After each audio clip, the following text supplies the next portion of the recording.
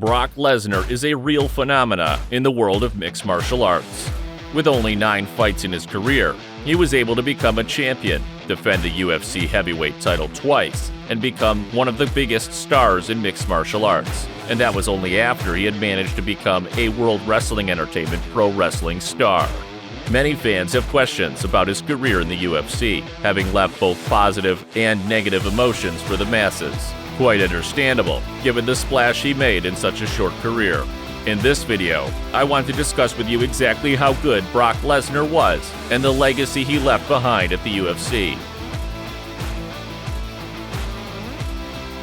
In 2006, after witnessing one of the MMA tournaments, K1 Heroes, which took place in Las Vegas, Brock Lesnar appeared in the ring and declared his desire to become part of this organization.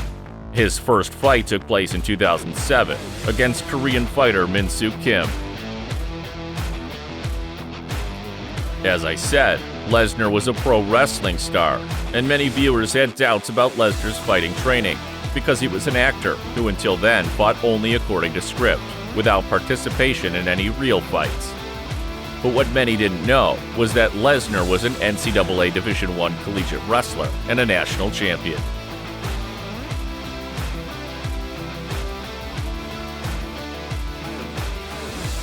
Brock immediately demonstrated his wrestling skills in the fight and drove Min-Soo Kim to the ground.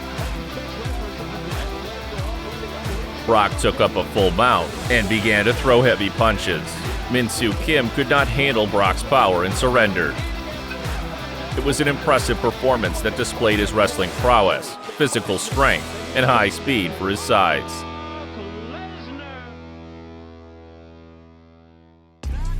UFC immediately recognized Lesnar's talent, signing him to a contract.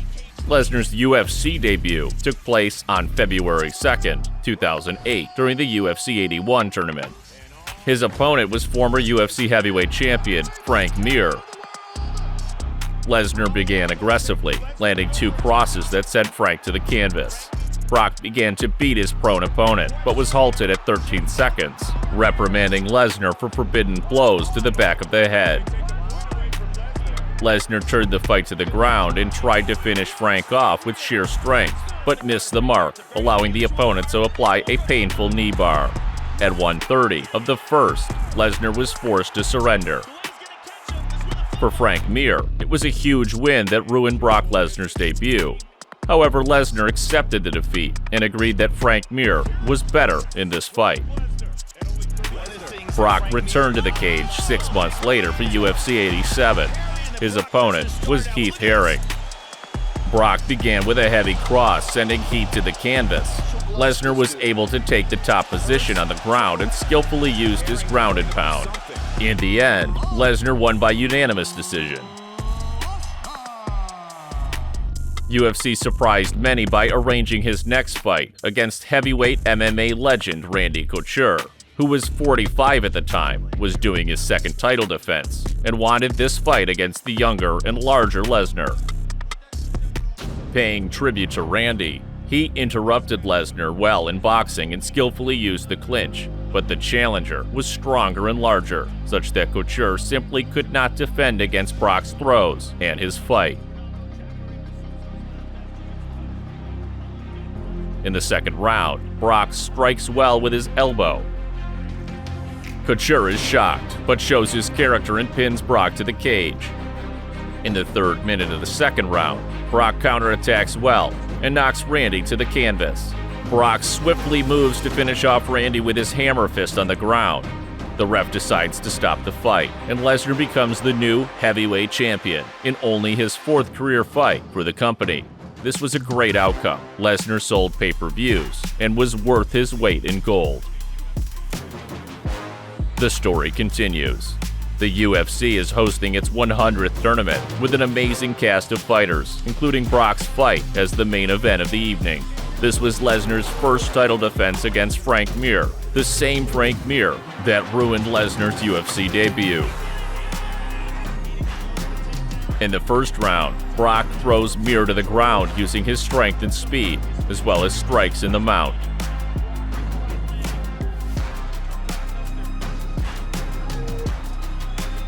In the second round, Mir works well in the stance and throws good punches, but Brock again manages to get the fight to the ground. Lesnar is in good position from which he strikes. He throws many accurate blows to the head, and the referee stops the fight. After the end of the fight, Lesnar began to say something to Frank, and then showed the audience, which was booing him, his middle fingers. Brock did not stop there, and in an interview with Joe Rogan, began a conflict with the UFC organization itself. Frank Mir had a horseshoe up his ass. I told him that a year ago. I pulled that sumbitch out, and I beat him over the head with it. I'm gonna go home tonight. I'm gonna drink a Coors Light. That's a Coors Light because Bud Light won't pay me nothing. I'm gonna sit down with my friends and family. And hell, I might even get on top of my wife tonight. See y'all later.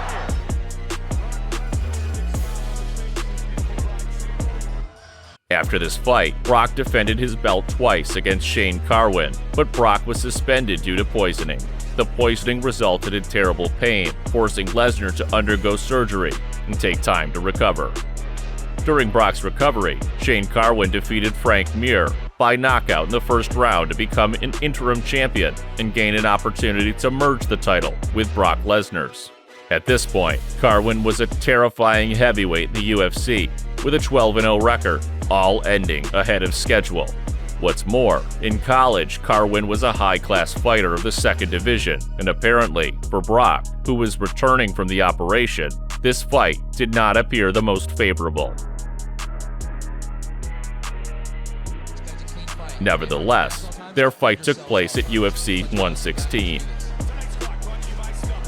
From the outset, Shane had an excellent series of punches and uppercuts, which forced Brock to retreat to the cage completely in defense.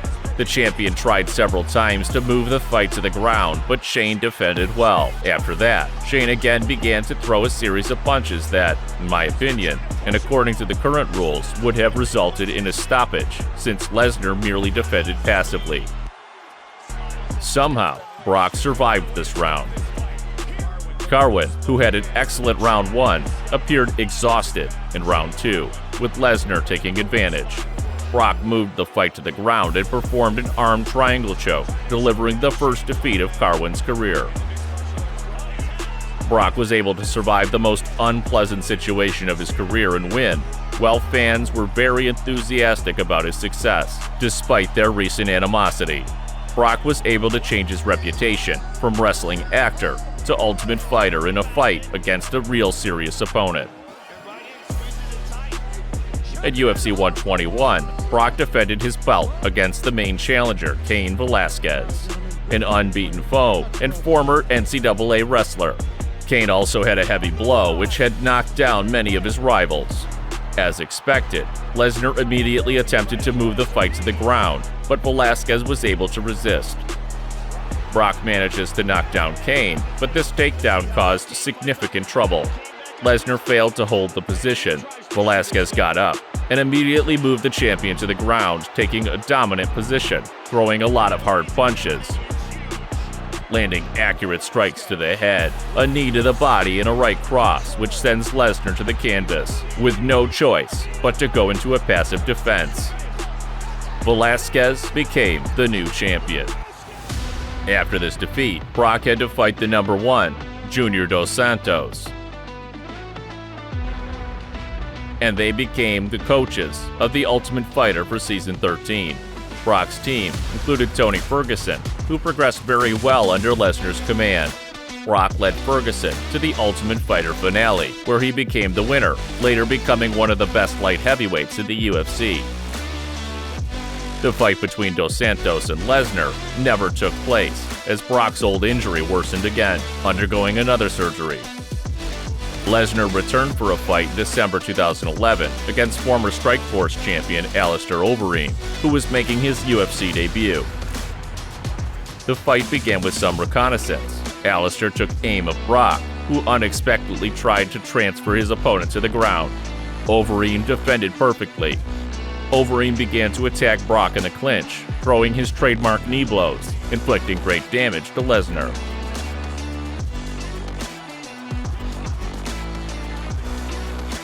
Overeem threw a mid-kick that knocked Brock to the canvas. A couple of blows and the referee stepped in. After the fight, Lesnar congratulated his opponent and announced to his fans that he would retire due to health problems. Despite the fact that the fighter had many haters, the UFC management and fans thanked Lesnar for a bright career. But 5 years later, in 2016, the UFC announces the return of Brock Lesnar in a fight against Mark Hunt at UFC 200. Management paid Lesnar a record $2.5 million fee, while he was granted an exemption from doping testing. The fight showcased a classic striker versus a grappling wrestler. Throughout the fight, Lesnar moved Hunt to the ground and hit him from different positions. As a result, Lesnar won by unanimous decision. Lesnar again showed well at the UFC tournament, but eventually Brock tested positive for doping. This was not a big surprise to fans. He was suspended for 1 year, fined $250,000, and the result of the fight was changed to failed. This was the last time we saw Brock Lesnar fight in MMA. The fighter was close to making his comeback in 2018 when Daniel Cormier and Brock almost got into a fight in the UFC cage. The fans quickly saw through this as mere showmanship and did not really expect his return. They perfectly understood that another return for Lesnar would mean he'd be stuffed with steroids, take the money, and be disqualified again. The only reason he was interested in the fight was that Daniel Cormier, at least once in his life, had the opportunity to earn a great retirement. However, this fight did not become a reality, and Dana White said that Lesnar was over. This is how Brock Lesnar's MMA career ended. Exactly how good was Brock Lesnar? What place did he hold in the mixed martial arts industry? During his short-lived career, Lesnar was able to achieve superior results quickly, despite his reputation as an actor who could do nothing but choreographed scenario fights. Just look at his career. Lesnar quieted the haters by defeating more experienced opponents and became one of the best heavyweights of his time. Brock perfectly combined his physical strength, speed, athleticism, but injuries plagued his career, preventing further development as a fighter. Despite a lackluster ending to his career, Brock made great contributions to martial arts. He was the first to become a superstar in 2 different industries. Second, Brock brought pay-per-view sales to a completely new level. His career was a script from Hollywood. Without fighting experience, a professional wrestler tries his hand at MMA and, despite an army of haters, achieved the highest results in a limited time. Lesnar convinced fighting fans to follow his persona, with everyone wondering whether he was the real deal or an outright fraud.